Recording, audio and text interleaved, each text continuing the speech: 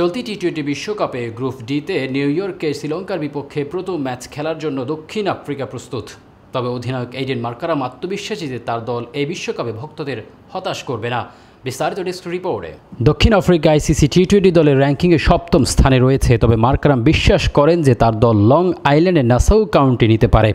Markram তার প্রাক match সংবাদ সম্মেলনে বলেছিলেন, আমরা সকলে একটি দল হিসেবে একসাথে কাজ করি, তাই এখন পর্যন্ত আমরা এতে অভ্যস্ত হয়ে গেছি। আপনি যদি এটিকে একটি বড় ছবি দৃষ্টিকোণ থেকে দেখেন, এটি একটি উত্তেজনাপূর্ণ দিন। আমরা ভাবিনি যে নিউ ইয়র্কে বিশ্বকাপ খেলা খেলব। দক্ষিণ আফ্রিকার 50 ওভার